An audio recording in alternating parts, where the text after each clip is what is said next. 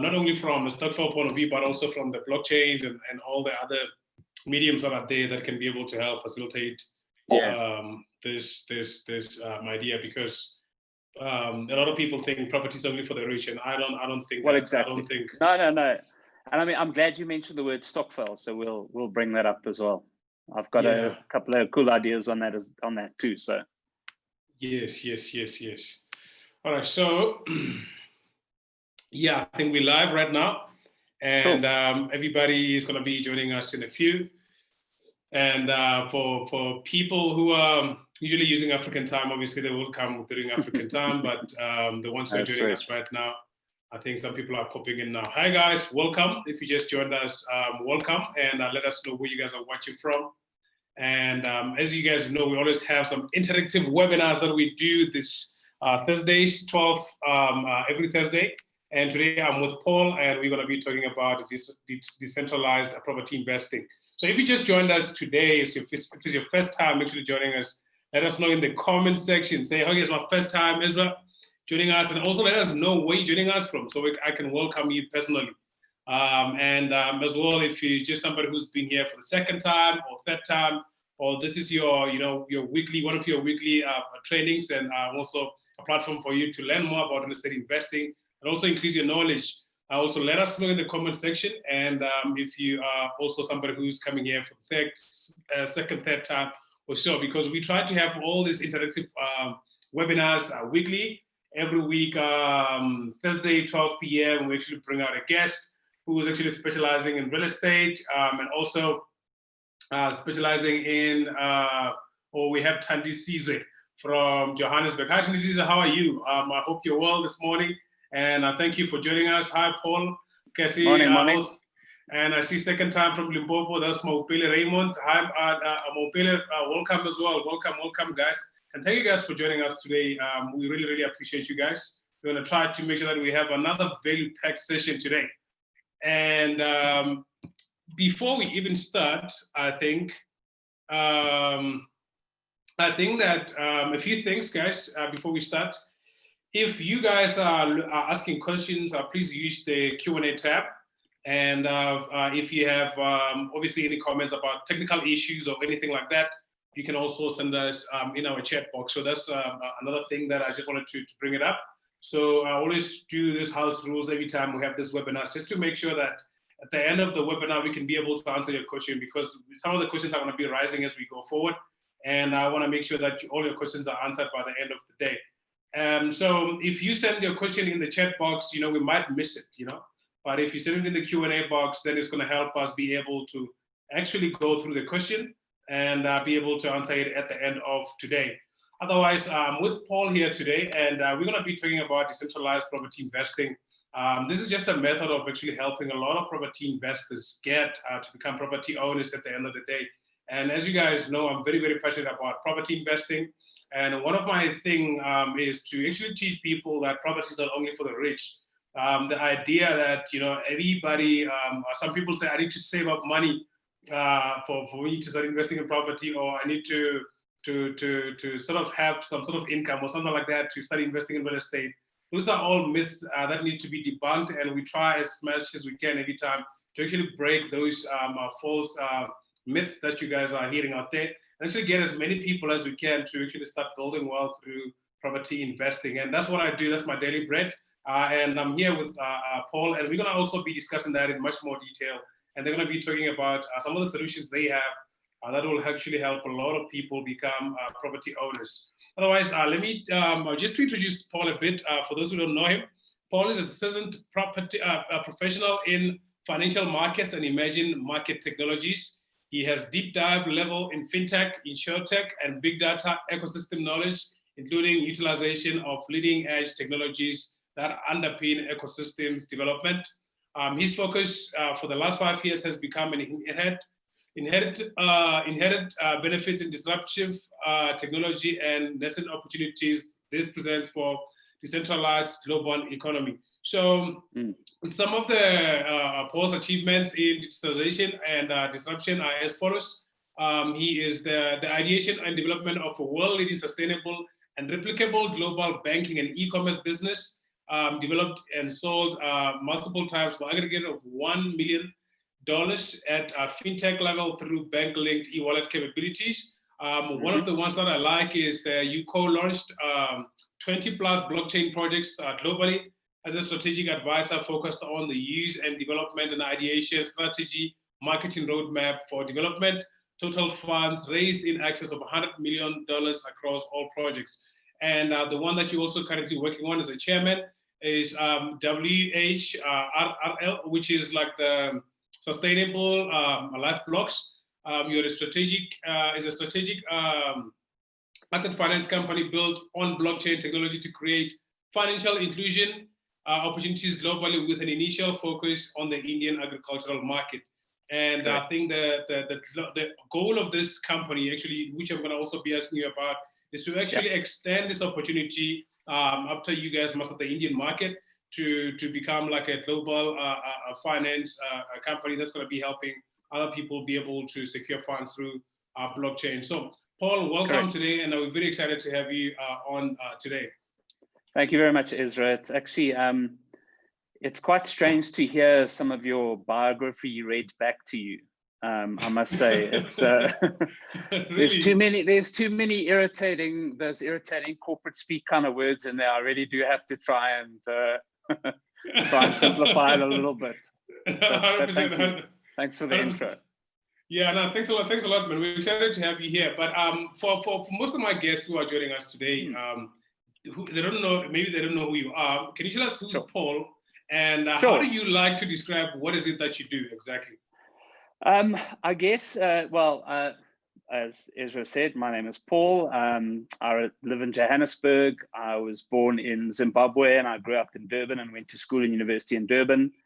I've been fortunate enough in my career to live in some interesting places like Barbados in the Caribbean and Qatar in the Middle East, working in banking primarily. I had a sort of 18-year career in banking, and then realized around mid to late 2012 that banking was cheating a lot of people. So, you know, I was having a fun conversation with a lawyer yesterday, and he was saying, you know, 99% of lawyers are the bad guy, and I said, don't worry about that. I'm an ex-banker. So a lot of my friends like to call me a reformed banker. So I've seen the light. I've left the industry, and I'm I've built a little bit of a background in fintech, financial services technology, green tech, as you mentioned in my bio. And I'm really passionate about disrupting old school systems, whether it's in property investing, whether it's in banking, whether it's in other kinds of financial services, whether it's in agricultural provision. I'm all about sort of responsible capitalism. We can all make a decent living without ripping people off. So my kind of ethos has always been socially responsible capitalism. If I can make a 30% profit and live comfortably, that's cool. I don't need a 300% profit. So I'd rather give some of that back and share. And that's kind of where my decentralization journey started. So I'm a father of 2 of my own children and 2 stepchildren. I'm married. It was my wedding anniversary on Women's Day, and our priest who married us told me that I was a very enlightened man for being married on Women's Day. So 9th of August is our anniversary. And I guess that's kind of me in a nutshell. 100%. So you're killing on Women's Day. You're killing. Was it two birds in one stone? Yes, correct. Yes. Everyone was very happy with me. Yeah. 100%. So for somebody who's like for a regular person, what does it mean to decentralize property investing? In your own words. Yeah, sure. So the idea, as you mentioned in your introduction, that property is the realm of rich people only, or you have to have a large deposit down and access to credit markets or access to finance to take a bond and be able to qualify for a bond to buy a property. I want to just try and get the message out that there are technologies out there that will allow you to invest as little as 10, 50, 100 Rand a month in order to own a share of a property. And the reason that this hasn't really happened is the existence of intermediaries. So, for example, a bank would be an intermediary. So a bank says, I can't lend Ezra 100 Rand directly, and without depositing it first into a bank and then the bank lending it to Ezra, and the bank makes the difference between the deposit rate and the lending rate. So in the property industry, you have similar constraints, as in, if you want to buy a property, you either, there are things like timeshare and fractional ownership, but normally it's divided by 4 or 5 or 8 people, and then you carve up a year and everyone gets sort of 1/8 of 1 year to stay in the property that they own a share of. What decentralization allows you to do is without the presence of an intermediary and in a completely trustless environment, and that's a weird word, and I'll explain a little bit later, you can invest your 100 Rand a month into a fund, think of it as a fund, and that fund purchases a property, and the dividends or the rental income stream, the net of costs that comes from that property, is then paid to you. So if your 100 Rand is worth 1% of a property, for example, you will get 1% of the rental stream back as income on your 100 Rand. So it allows you to own a share of that income stream. And then when the property is sold in 10 years' time, and hopefully the property rates have gone up, you'll be in a position to, realize the equity or the kind of property equity benefit of selling that property at a profit. I definitely understand. So it's still also a long-term game. It's not something that, you are just expecting a get-rich-quick situation that you say. Yeah, absolutely. Yeah, I mean, if it's, the old story in life is that if it sounds too good to be true, it probably is. So, it's still very much you're investing in bricks and mortar, but you're doing it in, there's another word that I'll use, which I'll explain as well. You're doing it in a tokenized asset fashion. So think of your 100 Rand as one token that allows you to earn 1% of the income stream of that property.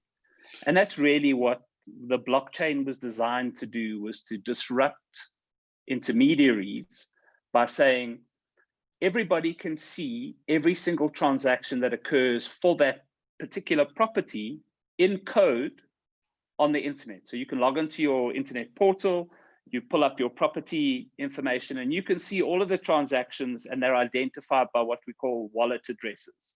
Yeah. So a wallet address is not Ezra with this FICA information and this proof of residence and ID and all that kind of thing. It's just a string of numbers. It's normally between 24 and 36 characters. So it's numbers and letters. And you will then be identified by wallet. So a wallet with that, wallet 1 with that code receives X% of the return. So everybody can see where the returns are going. They just don't get the kind of granular level of information of who is behind that wallet. And that's where the trustless nature of it comes. That you'll receive your funds. Everybody knows where all the funds go in terms of who gets what in the wallet, and it's all very, very transparent for everyone. That's also another thing I wanted to talk to you about the transparency. But before you go into that, I wanted to ask you one more question to say, how did you get into the field of decentralization yourself? Yeah, it's a fascinating story. So back in my corporate career, my kind of last 2 jobs were as the treasurer of a bank. So 2 smallish banks here in South Africa, Mercantile Bank and Bidvest Bank. I was the treasurer of the one, then the other.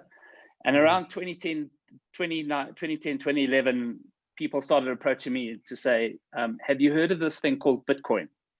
I was like, well, no, not really. So I did a little bit of research on it, and it was decentralized money. Now, coming from a hardcore banker's background, that just sounds like a ridiculous notion, right?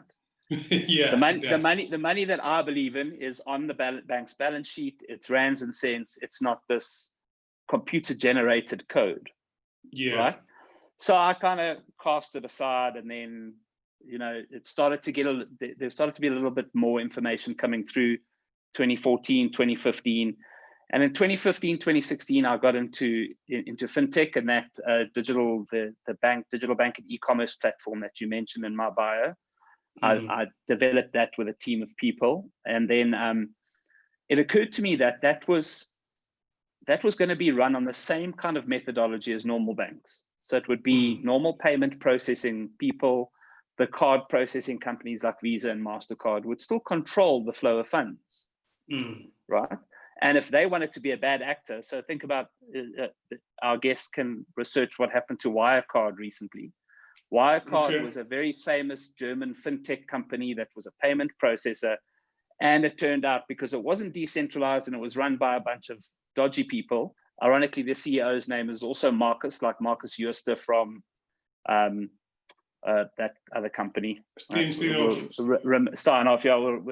I like to just say that other company that'll remain nameless, but yeah. And so anyway, the idea was that I realized we'd still be beholden to the same actors in the market. And that's when I started to deep dive decentralization, cryptocurrencies in particular, of which Bitcoin is a cryptocurrency because it's a line of computer code.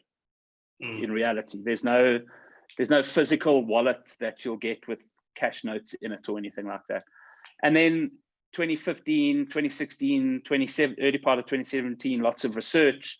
Then I was invited to be an advisor on a remittance project, a blockchain remittance project.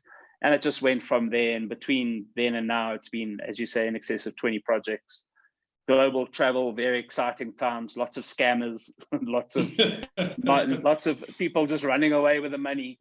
But that's kind of the journey that I took. And then what really solidified it for me was that this was the technology that would give the opportunity for everyone to participate in the financial markets. Definitely. It wouldn't be restricted to people who could afford to open a bank account. Now, the banks will tell you, oh, we've opened this cheap bank account. It'll cost you $25 a month or whatever. And you can, or £2 a month, and Capitec's done really well in the market, that kind of thing. But ultimately, they're still transaction in Rand, right? And if the central bank, if the South African Reserve Bank prints money, then the value of that Rand goes down every time they print more money. And that's wealth destruction, in other words. I definitely understand. And I mean, you are somebody who's very passionate about the concept and the subject, but for somebody who's like looking at it like, okay, so this is just a code that's generated online, and this is where my money is right now in comparison to me having cash in my bank, a bank balance, or maybe having a cash on hand. How do I trust that this thing is, transparent? How do I trust that the money won't disappear tomorrow morning? How do I trust that, there won't be any, are there any sort of downsides to we missing out on this blockchain technology and the transactions that can happen? Because some of the things that I realized actually when I was picking up, or when the blockchain came around, I realized that it's also going to disrupt property in general, like property transactions, how they were done. So I'll just dig a little bit into that before actually ask you that, because I think in 2018, I was doing some research and I found out there's a company in the UK actually where you can actually buy a property in a matter of 8 minutes, And this is just from beginning to end. Normally, not too many parties, they're just ledgers that are being, issued out.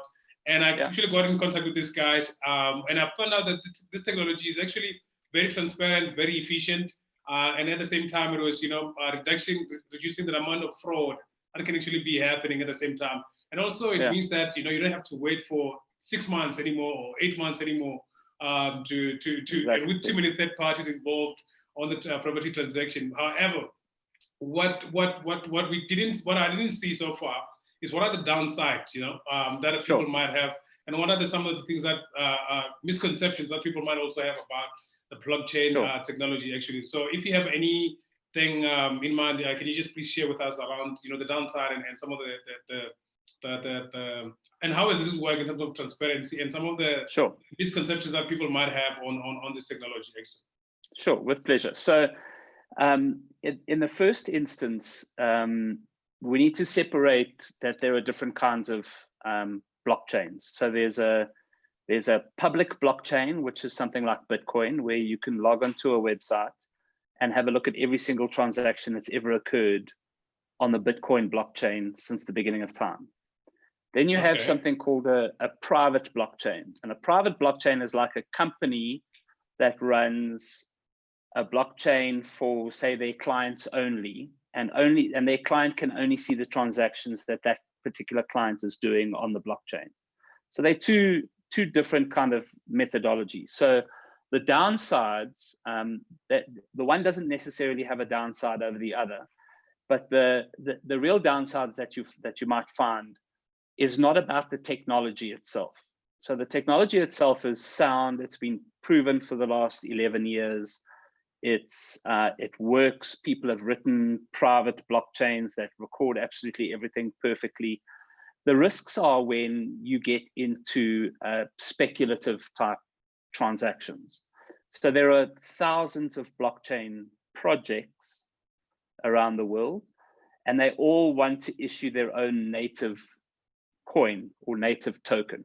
So Paul's blockchain will have a Paul coin, Ezra's blockchain will have an Ezra coin, and you can only use that coin in our little project, little ecosystem, okay?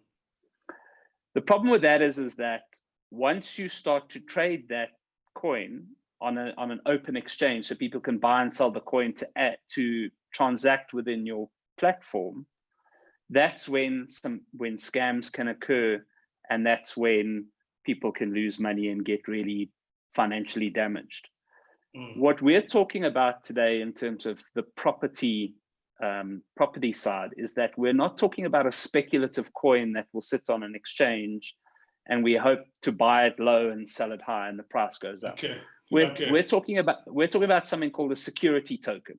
So a security token is one that Paul issues a security token in Paul's property to a range of investors. So the security token, you can think of it very much like a share on the JSE. You buy a share in Standard Bank on the JSE, you're entitled to a dividend from Standard Bank for owning that share if Standard Bank makes profits and declares a dividend, right? You're a co-owner of Standard Bank with all the other shareholders. Yes. The same thing applies in decentralized property. Me and you and all of our guests and everyone else out there who have bought a share of that property or the property portfolio are co-owners of that. And I can say to you, that building over there, I own 1% of that building through this digital token that I have. Here's my wallet on my phone. This is my proof that I own. Much like you would say, here's my share on the JSE that proves that I own 1% of Standard Bank. So that's from a security token perspective, the security and the downside risks are far, far lower than with the speculative, what they're called coin offerings, where, as I explained, there could be bad actors. In fact, there are many. In fact, Vietnam at one stage had a terrible reputation. There were like 7 projects in a row that ran off with $100 million almost each of investors' money. And now we're not talking about people losing.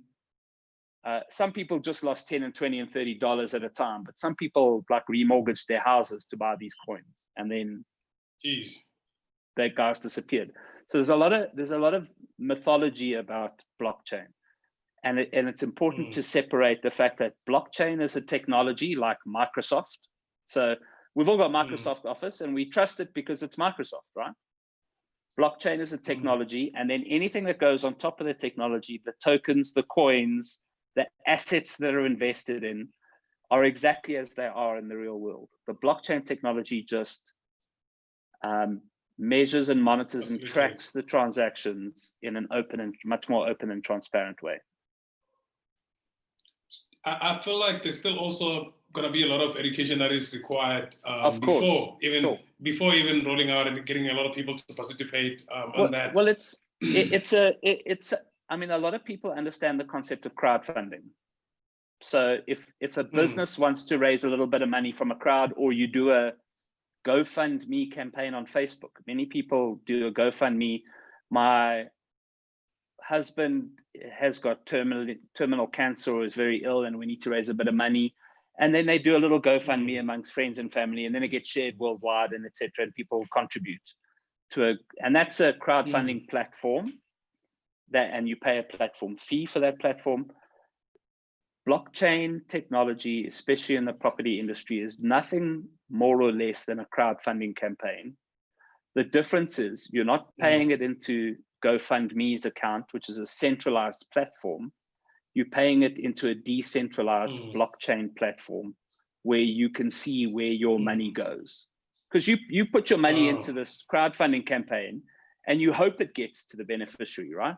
You don't know for sure, 100% for sure that it gets to the beneficiary. When you invest in a blockchain, on blockchain in a project, you can track that rand from here to there, to there, to there, to there, and now I own a share of that property. So that's the kind of part of it that, and you're right about education, but I think we're in that stage at the moment where it's just a lot of terminology, and we just need to help people get over the terminology situation. 100%, 100%. And then they have like the glossary at the end.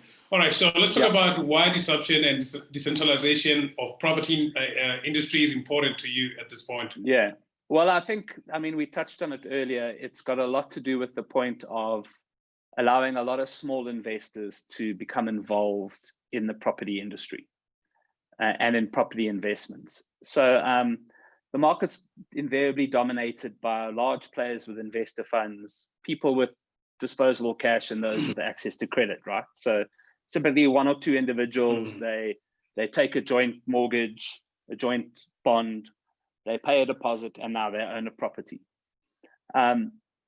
Decentralization and using blockchain is absolutely fascinating because most investor portals are centralized and completely inefficient with too many intermediaries. So let's use the Johannesburg Stock Exchange as an example. When you buy a share on the Johannesburg Stock Exchange, take a guess at how many intermediaries you think there are in that process that the regulator says have to exist, that are in that process from the time you click buy to when you own the share. Just take a guess at how many intermediaries you think there are. 10, 12? Yeah, it's actually 13. There are 13 different people. Wow.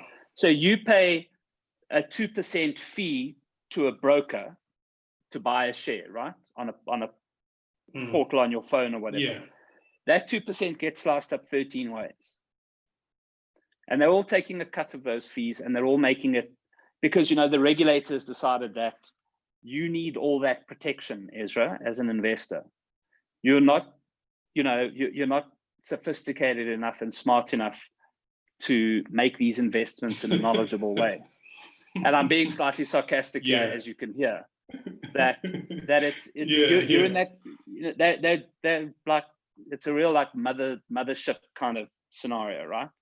So the barriers to entry are quite high in property. You normally need a decent sized amount of money. The intermediaries are all there taking a cut. Your sales agent, the guy who's managing a property portfolio, is charging 2.5%, 3% management fees, etc., etc., etc.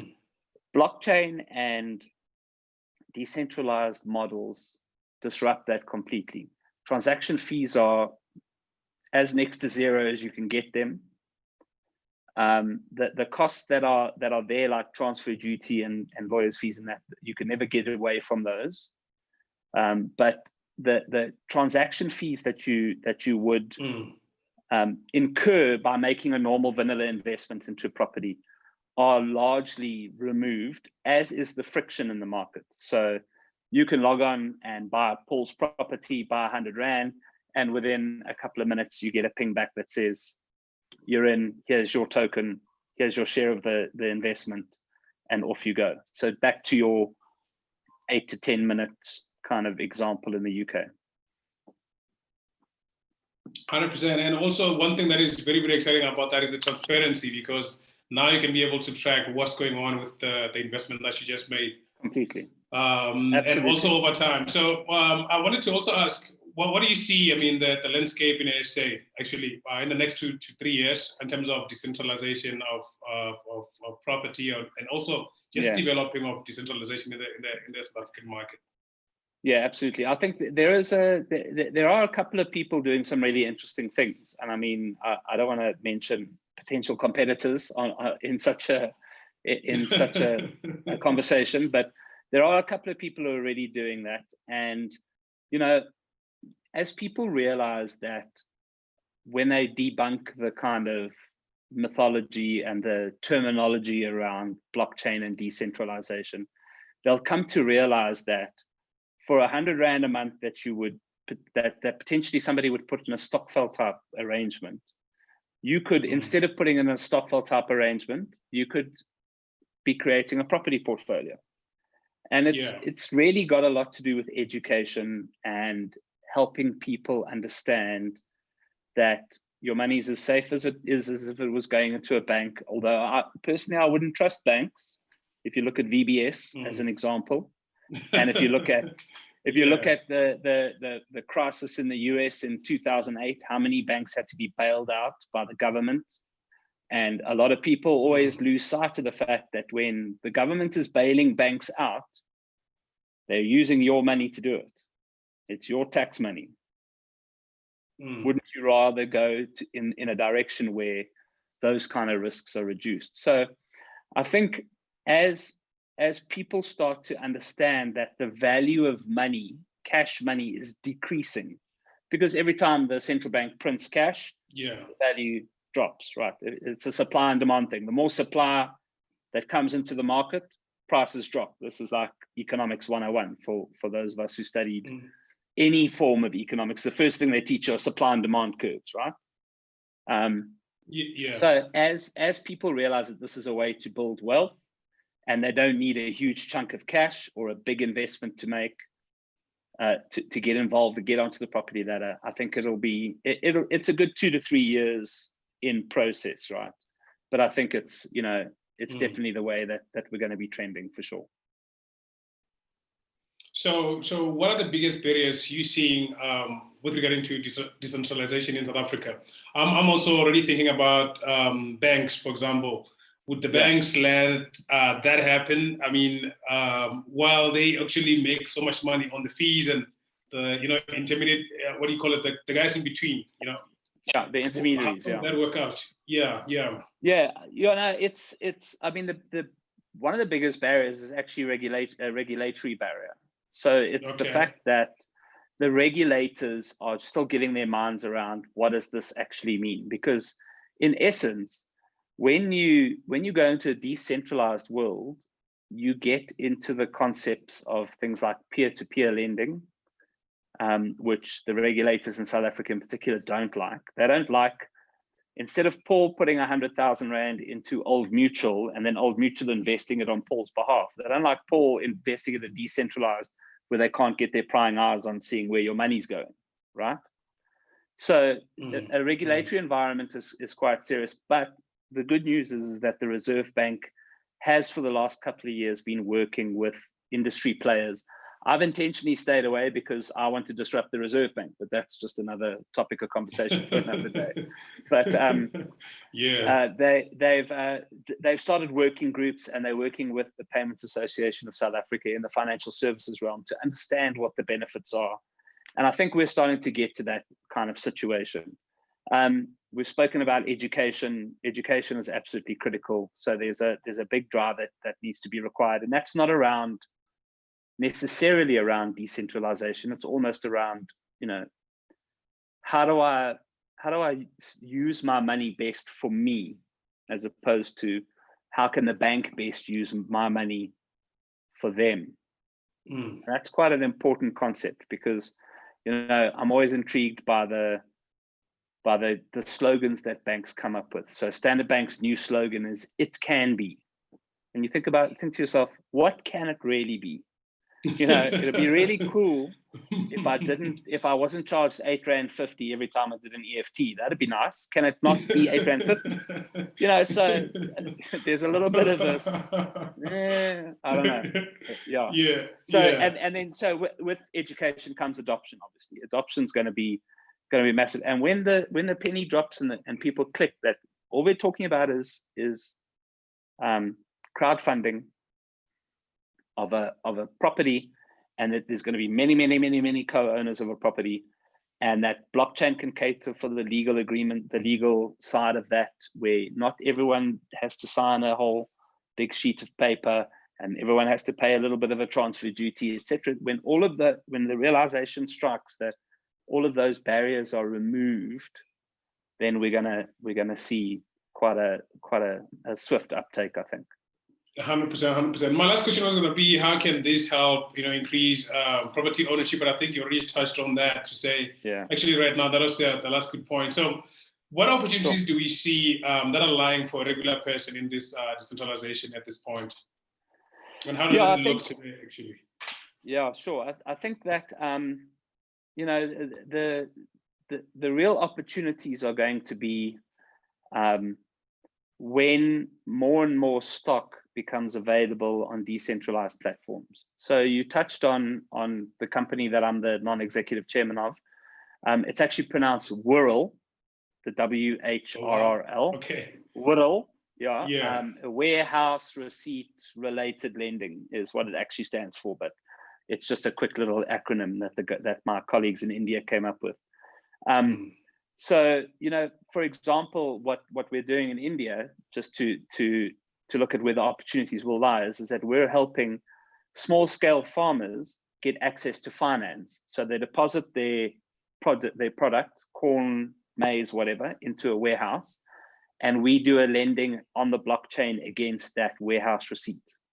So it's quite a simple structure. So extrapolate that into South Africa, in that if I put an ownership certificate on the blockchain for a property, and I say I'm looking for investors in this property, then there's a real opportunity for people to make the investment, but also have access to additional finance because they've got the investment and the investment is provable. Here's my token issued by that blockchain, which is completely independently audited.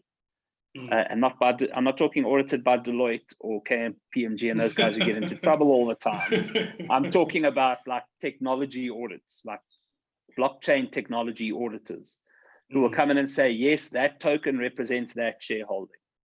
So when people start to realize that that's where wealth can be built, for me, the sort of question about land in South Africa has always been a really interesting one, in that wealth is built when you own land and property, right? You can take a bond against it, you can make it look better and all of that kind of stuff. In the absence of the ability to purchase those things, fractional ownership and decentralization gives you the opportunity to prove that you own a part of something as a security for something else, right? I see what you mean. You've taken, if you've done, let's say you've done 10 investments of 100 Rand into a decentralized property, that's 1,000 Rand, right? Now you can go to the bank and say, here's my 1,000 Rand investment in that property. There's my security against that property. Please give me a loan for 500 Rand so I can go and do something else and generate a little bit more income. It gives you, in a smaller scale, it gives you the opportunity to do what a lot of people are saying with, give me a plot of land and I'll be rich. And I can lend, give me a title deed and I can lend against it as security with a bank, et cetera, et cetera, et cetera. It's doing that, but on a micro scale that is arguably where the majority of our population lie today. And I'm always upset by the fact that those opportunities are not in existence for, and that's why I was talking about socially responsible capital right at the beginning. 100%, 100%, and which is something that your approach is all about. Like you have this social approach, and I'm a capitalist, so I've never had like an idea of how that works very well. So I can see that it's actually something that can also be applied and help a lot of people actually. And I'm also on a mission to just help as many people as I can to realize that this is not only for the rich or for specific people, anybody else can be able to get involved. And I really think that what you guys are doing is very interesting. Anyway, one last question, and then we open up the Q&A for the guys who are having questions. So if Paul had a superpower, what would it be? Look, Superman's always been my number one guy, and I'm always frustrated within an inch of my life that Marvel has managed to corner the movie market and make such good movies, and they haven't really done the number one guy justice. But I think the ability of flight is probably the one that I'd choose. The only problem is Superman, he doesn't ever get defeated, you know. You need a superhero sometimes. Sure, there are ways and means, obviously, as we've seen, but I'm not going to take the batting away bullets and X-ray eyes and all that fun stuff. I'll just take the ability to fly. Thanks. That'll be cool. And I mean, fascinating. You mentioned 100%. That. I don't know if you've seen Elon Musk with his big rockets that he's building. He wants to use those rockets for flight on the Earth as well, not just interplanetary flight. Yes, so he reckons that rocket that he's the big super heavy or whatever he's building now, you can fly from Auckland, New Zealand to Miami, Florida in 37 minutes. That'll be pretty cool. What's this guy trying to do? I'm serious. It's genius. That guy is like Iron Man, Tony Stark, as far as I'm concerned, with some of the stuff he's coming up with. So yeah. Okay, so thanks a lot, Paul. Okay, now I'm opening up for Q&A. So if you guys have any questions, I would like to answer. And okay, I see Milton is asking, how do I build a property portfolio? What do you mean, again, when you say buying property without any my own money? How do I do that? Milton, that's a good question, but it's not a good question for what we're discussing today. What I can do for you is I can give you an ebook, and also if you are well subscribed to our channel, then we're gonna be having another webinar next week about that, going into detail on that. So I don't know if you guys have any questions for Paul. Otherwise, I've already sent you guys what do you call this thing? I already sent you guys the link for the replays of all the other live streams that we have on YouTube. So you guys make sure that you subscribe and be able to get these sessions on a weekly basis that we do, and we touch on all these different aspects of real estate investing and property finance, and exactly how you guys can get started. And I'm also we also here to answer your questions, about any of the topics that we touch on a weekly basis. Otherwise, sorry, I just wanted to send Milton this ebook. Okay. What is the projection of return in this? That's Karen Jill asking. I think that's a question for you, Paul. So it's Karen, it's pretty similar to the to any kind of property investment. I mean, if you think about how you would invest today, you would go on. There are a couple of ways to invest in the property industry today. So you can go and buy a real estate investment trust, a REIT kind of share on the JSE. You could buy a property, you could invest in various different ways and means. So the returns are very similar to what we're talking about there. We're not talking about any get rich quick schemes. We're not talking about inflated returns because the technology is more seamless. What we are talking about is that when the technology develops and becomes more prevalent in the market, you're going to get a situation where the costs of transaction are going to become lower. So your overall return will be better than compared to a conventional centralized investment. It's not an opportunity to earn outsized investments. If a property portfolio is returning 10%, it will return 10% on a fractional ownership basis in the decentralized world. However, you won't take into account those extra kind of transaction costs that you would have paid. And I wonder how many people actually would factor that into their returns on their investments as well. But that it's kind of, it's nothing special other than the fact that you'll be able to invest in smaller and smaller and smaller amounts without the costs going up.